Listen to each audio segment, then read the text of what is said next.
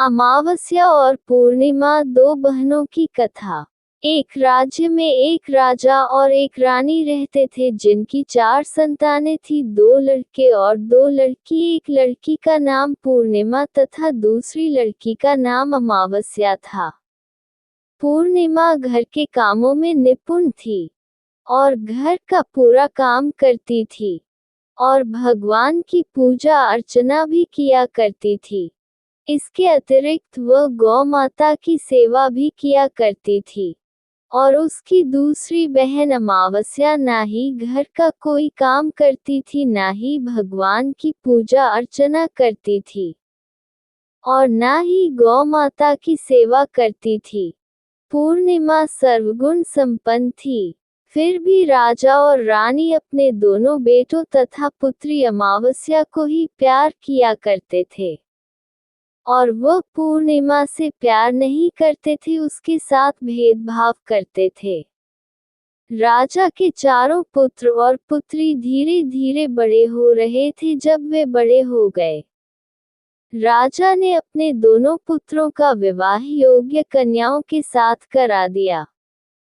इसके बाद रानी ने राजा से कहा कि अब दोनों पुत्री विवाह के योग्य हो गई है और इन दोनों का विवाह भी करा दो।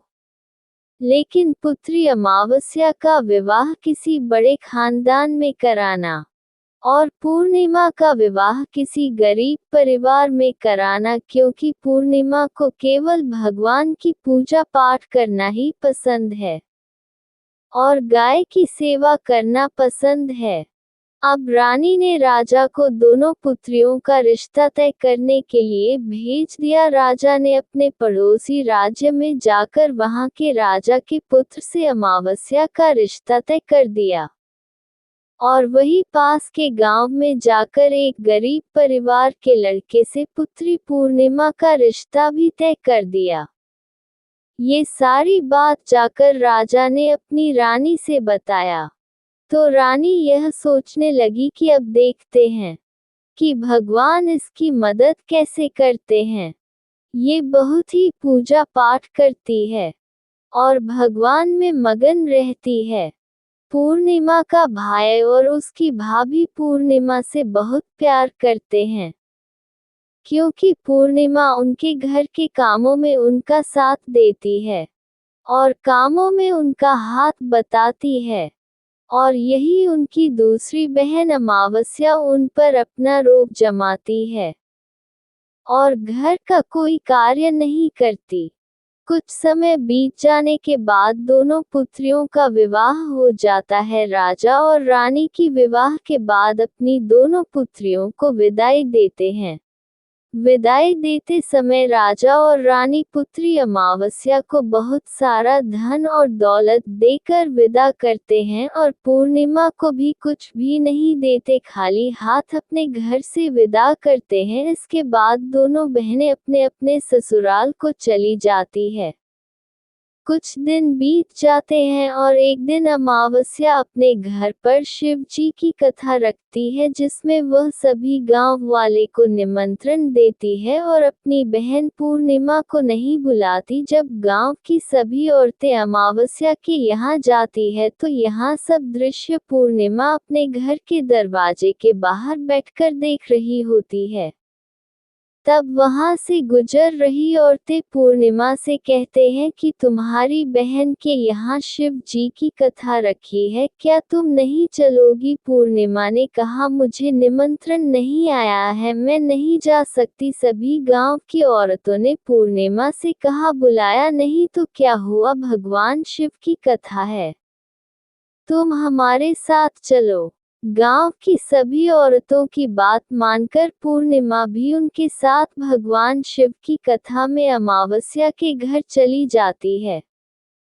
जब अमावस्या की नज़र पूर्णिमा पर पड़ती है तो वहां कहती है कि तुम यहाँ कैसे चली आई, मैंने तो तुम्हें बुलाया नहीं था। खैर कोई बात नहीं, अब तुम आ ही गई हो तो चुपचाप बैठी रहना। और यह कहते हुए अमावस्या में पूर्णिमा की गरीबी का भी मजाक उड़ाया। पूर्णिमा की आंखों में आंसू आ गए और रोते रोते मन ही मन में पूर्णिमा भगवान शिव से विनती करती है हे भगवान, क्या पूजा पाठ करना गलत है, गौ माता की सेवा करना गलत है, आखिर मेरी गलती क्या है, आप मुझ पर अपनी कृपा दृष्टि कब बनाएंगे। पूर्णिमा बार बार भगवान शिव से यही कहती रहती। इतने में शिव कथा पूरी हो जाती है और अमावस्या भगवान का प्रसाद बांटने लगती है। वह सभी लोगों को प्रसाद देती है, लेकिन पूर्णिमा को वहां प्रसाद नहीं देती। पूर्णिमा बिना प्रसाद के ही अपने घर लौट जाती है। रास्ते में वह यहाँ सोचते हुए चलती है कि यदि बच्चे उससे कथा का प्रसाद मांगेंगे तो वह उन्हें क्या जवाब देगी। उसने सोचा था कि वह अपने मायके, अपने भाई और भौजाई के यहाँ जाएगी और वहां जाते हुए वहां बच्चों के लिए कुछ लेकर जाएगी। ऐसा सोचते हुए वहां अपने घर वापस लौट आई। घर वापस लौट कर आने के बाद वह अपने पति और बच्चों से कहती है कि वह अपने मायके जा रही है। पति ने कहा ठीक है, और कुछ समय के बाद पूर्णिमा अपने मायके के लिए रवाना हो गई। चलते चलते रास्ते में एक चबूतरा आया जिस पर तुलसी का पौधा लगा था। उस चौधरी पर एक बूढ़ी अम्मा बैठी हुई थी। वह कोई और नहीं, साक्षात तुलसी माँ थी। उस बूढ़ी माता ने पूर्णिमा से कहा, बिटिया तुम कौन हो और कहाँ जा रही हो। पूर्णिमा अपना परिचय देती है। परिचय देने के बाद बूढ़ी औरत ने पूर्णिमा से कहा कि यहाँ तुलसी का पौधा सूख रहा है, इसमें थोड़ा सा पानी डाल दो और इस चबूतरे की साफ सफाई कर दो जिससे मुझे थोड़ी ठंडक मिलेगी। पूर्णिमा ने कहा कि ठीक है माँ, मैं तुलसी में पानी डाल देती हूँ और यहाँ की साफ सफाई भी कर देती हूँ। पूर्णिमा ने साफ सफाई करने के बाद बूढ़ी अम्मा को भी नहला दिया और बूढ़ी अम्मा की भी सेवा की, उनके पैर दबाए और बूढ़ी अम्मा से कहा कि माँ जी और बताएं मैं आपकी क्या सेवा करूं, और कोई काम है तो बता दीजिए, मैं कर दूंगी। बूढ़ी अम्मा ने कहा कुछ नहीं, अब तुम जाओ और वापस आते समय मुझसे मिलते हुए जाना। पूर्णिमा ने बूढ़ी अम्मा से कहा ठीक है माँ जी, मैं जाती हूँ, वापस आते वक्त आपसे मिलते हुए जाऊंगी। कुछ समय आगे चलने के बाद एक शिव मंदिर आया। वहां पर उसे एक बूढ़े बाबा मिले जो मंदिर के बाहर बैठे हुए थे। वह कोई और नहीं, साक्षात भोलेनाथ थे। उन्होंने पूर्णिमा से कहा कि कहाँ जा रही हो बेटी, तुम कौन हो। तब पूर्णिमा ने अपना परिचय दिया। फिर उस बूढ़े बाबा ने पूर्णिमा से कहा, इस चबूतरे की और इस मंदिर की सफाई कर दो। तब पूर्णिमा ने मंदिर की और चबूतरे की साफ सफाई कर दी और वहां पर पूजा पाठ अर्चना भी की। और साफ सफाई पूजा अर्चना करने के बाद उन्होंने बूढ़े बाबा को भी नहला दिया और उनसे कहा कि बाबा और कोई काम हो तो बताए। तब बूढ़े बाबा ने कहा नहीं बेटी, अब तुम जाओ और वापस आते वक्त मुझसे मिलते हुए जाना। पूर्णिमा ने कहा ठीक है बाबा, मैं जाती हूँ, वापस आते हुए आपसे मिलते हुए जाऊंगी। आगे चलते चलते कुछ दूर चलने के बाद पूर्णिमा को एक काली जी का मंदिर दिखा। वहां भी एक बूढ़ी अम्मा चबूतरे पर बैठी हुई थी। उस बूढ़ी औरत ने भी पूर्णिमा से कहा कि बेटी तुम कौन हो, कहाँ जा रही हो। तब पूर्णिमा ने उस बूढ़ी औरत को भी अपना परिचय दिया। बूढ़ी औरत ने पूर्णिमा से कहा कि यहाँ पर सभी पूजा पाठ करने के लिए आते हैं, लेकिन मंदिर की साफ सफाई करने के लिए कोई नहीं आता, इसीलिए तुम मंदिर की और चबूतरे की साफ सफाई कर दो। पूर्णिमा ने कहा ठीक है माता जी, और पूर्णिमा मंदिर की और चबूतरे की साफ सफाई कर देती है और पूजा पाठ भी करती है और माता जी का श्रृंगार कर देती है और उस बूढ़ी अम्मा को भी नहला देती है और बूढ़ी अम्मा के पैर दबाती है और कहती है कि सभी काम हो गया है माँ जी, और कोई काम हो तो बताए। बूढ़ी अम्मा कहती है कि नहीं, बेटी अब तुम जाओ, लेकिन वापस आते वक्त मुझसे मिलते हुए जाना। पूर्णिमा कहती है ठीक है, और वह आगे चली जाती है। आगे चलते चलते एक नदी आती है, वहाँ पर भी एक बूढ़ी अम्मा बैठी रहती है और वहाँ कहती है कि बेटी तुम कौन हो और कहाँ से आए हो। उसे भी पूर्णिमा अपना परिचय देती है। बूढ़ी औरत पूर्णिमा से कहती है कि नदी पर स्नान करने तो यहाँ पर सब आते हैं, लेकिन यहाँ की साफ सफाई कोई नहीं करता, इसलिए तुम इस किनारे पर साफ सफाई कर दो। पूर्णिमा कहती है ठीक है माँ जी, और वहाँ की साफ सफाई कर देती है और उस बूढ़ी अम्मा के पैर दबा दी है और कहती है माँ जी और कोई काम हो तो बताए। बूढ़ी औरत कहती है कि कुछ नहीं बेटी तुम जाओ, लेकिन वापस आते वक्त मुझसे मिलते हुए जाना। और वहाँ नाव में बैठकर नदी के दूसरे किनारे पहुँच जाती है और वहाँ अपने मायके के घर पहुँच जाती है। वहाँ पर पूर्णिमा के भाई और भाभी उसे देखकर बहुत खुश हो जाते हैं और वे पूर्णिमा की बहुत खातिरदारी करते हैं और उससे बहुत सारी बातें करते हैं और कहते हैं कि बच्चों को भी साथ में लेकर आती तो बहुत अच्छा होता। अब कुछ समय के बाद पूर्णिमा ने वापस अपने ससुराल जाने को कहा, तो उसकी भाभी ने उसके लिए एक साड़ी दी और खेलों में बच्चों के लिए कपड़े और खाने पीने की कुछ चीजें रख दी और कहा कि तुम बहुत दिनों के बाद आती हो। और पूर्णिमा की भाभी ने ये थैला पूर्णिमा के हाथ में दे दिया और कहा कि जाओ और जल्दी वापस आना। इसके बाद पूर्णिमा वहां से अपने ससुराल के लिए रवाना हो गई और उसी की नदी के किनारे पहुंची और नाव में बैठकर दूसरे किनारे पर उतर गई। वहां पर उतरने के बाद वहां पर उसे वही बूढ़ी अम्मा मिली जो साक्षात गंगा मैया थी। उस बूढ़ी अम्मा ने पूर्णिमा को एक थैला दिया और कहा कि इसे तुम अपने घर जाकर ही खोलना। अब पूर्णिमा के पास बहुत थैले हो गए थे। उन्हें लेकर पूर्णिमा वहां से रवाना हुई। आगे कुछ दूर चलने पर काली माँ का मंदिर आया। वहां पर काली माँ बूढ़ी माँ के रूप में विराजमान थी। उसने कहा आ गई बेटी पूर्णिमा। पूर्णिमा ने कहा हाँ माँ जी मैं आ गई। तो काली माँ ने उसे एक थैला दिया और कहा तुम यहाँ थैला अपने घर जाकर खोलना। अब पूर्णिमा के पास 3 थैले हो गए थे। तीनों थैली लेकर पूर्णिमा आगे बढ़ी। कुछ दूर जाने पर शिव जी का मंदिर आया, जहां बूढ़े बाबा के रूप में शिव जी स्वयं विराजमान थे। बूढ़े बाबा ने कहा पूर्णिमा तुम वापस आ गई। पूर्णिमा ने कहा हाँ बाबा मैं वापस आ गई। बूढ़े बाबा ने भी पूर्णिमा को एक थैला दिया और कहा कि यह थैला तुम घर जाकर ही खोलना। पूर्णिमा ने कहा ठीक है बाबा। अब पूर्णिमा के पास 4 थैले हो गए थे। अब पूर्णिमा 4 थैले पहले से अब कैसे ले जाती। उसने एक पुरानी साड़ी निकाली और उन सभी थैलों का एक गट्ठा बना लिया और सर पर रख कर वहां से रवाना हो गई। कुछ दूर जाने के बाद उसे तुलसी माँ बूढ़ी औरत के रूप में मिलती है और कहती है पूर्णिमा तुम आ गई। पूर्णिमा कहती है हाँ माँ जी मैं आ गई। वह बूढ़ी औरत भी उसे एक थैला देती है और कहती है कि यह थैला तू अपने घर जाकर ही खोलना। पूर्णिमा कहती है ठीक है माँ जी। अब पूर्णिमा के पास 5 थैले हो गए थे। पूर्णिमा वहां से रवाना हुई तो वापस अपने घर पहुंच गई। पूर्णिमा ने गट्ठा नीचे रखा और सबसे पहले अपने मायके का थैला खोलकर देखने लगी। उसमें बच्चों के लिए अच्छे अच्छे कपड़े और खाने पीने की चीजें थी और उसमें कुछ गहने भी थे।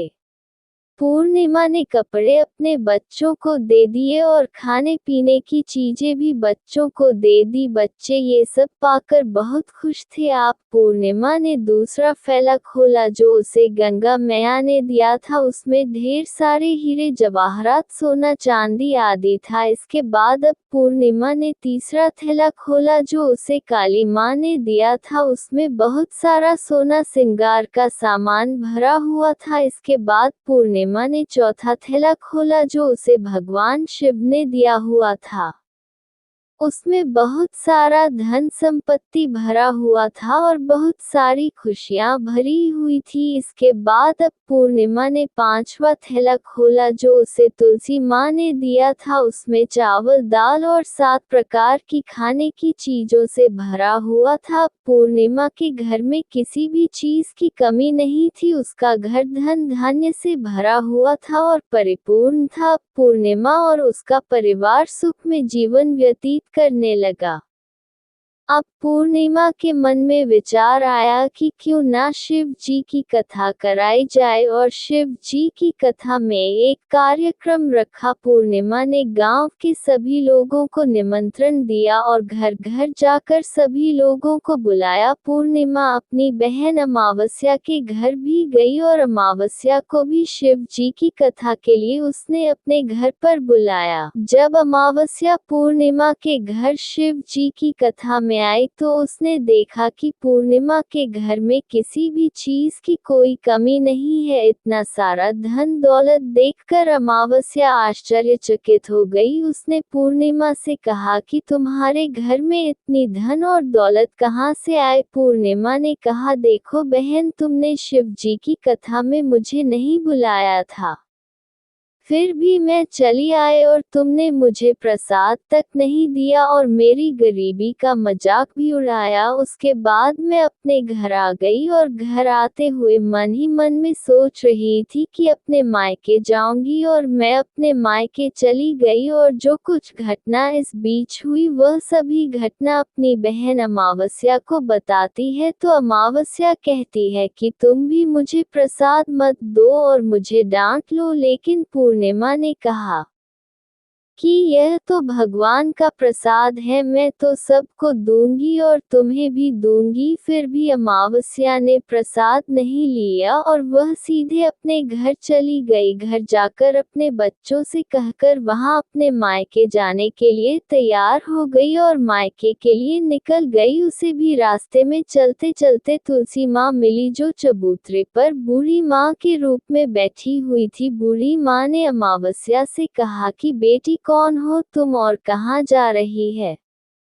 अमावस्या ने अपना परिचय दिया। बूढ़ी माँ ने कहा, बेटी, ये तुलसी का पौधा सूख रहा है, इसमें थोड़ा सा पानी डाल दो और इस चबूतरे की साफ सफाई कर दो। इस पर अमावस्या ने कहा, बुढ़िया, तुझे दिखाई नहीं दे रहा कि मैंने इतनी महंगी साड़ी पहन रखी है, ये गंदी हो जाएगी? ऐसा कहकर वहां से आगे चली गई। आगे जाने पर उसे भगवान शिव मिले, जिसे भी उसने ऐसा ही कहा। उसके बाद आगे जाने पर उसे काली माँ मिली, जिससे भी उसने यही सारी बातें कही। आगे जाने पर उसे गंगा मिले, जिसे भी उसने यही सब कहा और आगे चली गई। इसके बाद अमावस्या जब नाव में बैठने लगी तो उसे नाव में फूलों की जगह कांटे भरे थे जो उसके पैरों में चुभ रहे थे। किनारे पर उतर कर वहां अपने मायके चली गई। जब वहां उसे उसकी भाभियों ने तथा भाइयों ने देखा तो मन ही मन में कहने लगे कि काम की ना काज की, 2.5 मन अनाज की। अब आ ही गई हो तो ठीक है। पूर्णिमा तो हमारे कामों में हाथ बताती थी, यह कोई काम करेगी तो नहीं। अब उन्होंने खाना बनाया और खा पीकर सभी सो गए। अमावस्या जब सुबह उठी और अपनी भाभियों से कहा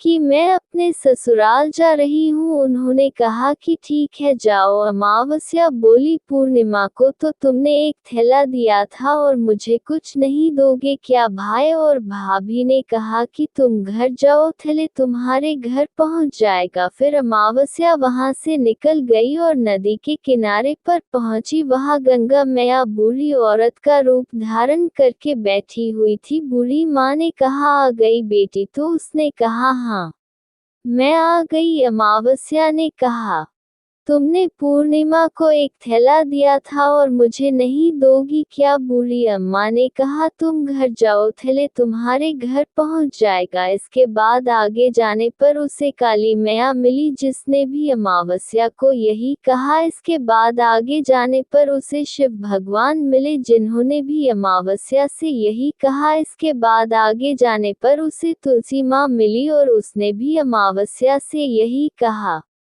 तुम घर जाओ, थैले तुम्हारे घर पहुंच जाएगा। अमावस्या अपने घर पहुंच गई है। आंगन में ने देखा तो वहां पर 5 थैले पड़े हुए थे। अमावस्या ने मन ही मन सोचा कि अब तो मेरे पास बहुत सारी धन और दौलत आ जाएगी। जल्दी जल्दी उसमें सभी थैले को खोला। किसी में मिट्टी थे तो किसी ने पत्थर, किसी में कंकर और किसी में कोयला। उसे मायके से भी कुछ नहीं मिला था। इन थैले में कुछ भी नहीं था। अमावस्या दौड़ती हुई पूर्णिमा के घर गई और कहती है कि तुम्हें तो इतना सब कुछ मिला, मुझे तो कुछ नहीं मिला, आखिर क्यों? तो पूर्णिमा कहती है कि जब मैं अपने मायके जाती हूँ तो अपनी भाभीयों के साथ उनके कामों में हाथ बटाती हूँ, उनके साथ मिलकर काम करती हूँ। लेकिन तुम ऐसा कुछ नहीं करती, उनकी इज्जत भी नहीं करती, इसलिए वह तुम्हें भला क्या देंगे। इसके बाद तुमने गंगा मैया को ठुकरा दिया और काली माँ को भी ठुकरा दिया और भगवान शिव को भी तुमने ठुकरा दिया, इसलिए उन्होंने भी तुम्हें कुछ नहीं दिया। अमावस्या कहती है कि बहन तुम मुझे माफ कर दो, मैंने तुम पर हमेशा अत्याचार किया है। मुझे कुछ नहीं मिला तो कोई बात नहीं, मैं भी भगवान की भक्ति करूंगी और सब कुछ प्राप्त कर लूंगी। मुझे इन सब चीजों का रहस्य बताओ। तो पूर्णिमा ने कहा कि तुम 3 सूत्र का ज्ञान ले लो और उसकी कथा करना। पहले सूत्र में दया मांगना और दूसरे सूत्र में कथा मांगना और तीसरे सूत्र में 108 बार ओम नमः शिवाय का जाप करना। बहन, भगवान ने ये सूत्र दिए हैं, इनको अपने हृदय में बसा लेना। मैंने भी ये 3 सूत्र अपने जीवन में अपनाए थे और सच्चे मन से भगवान की भक्ति पूजा पाठ की थी। फिर भगवान ने मुझे ये सब कुछ दिया और तुम्हारे पास जो कुछ था वह भी सब खत्म हो गया। इसके बाद अमावस्या अपने घर गई और भगवान की पूजा पाठ करने लगी। भगवान शिव से उसने माफी मांगी और गौमाता की सेवा भी की और दूसरों की मदद भी करने लगी।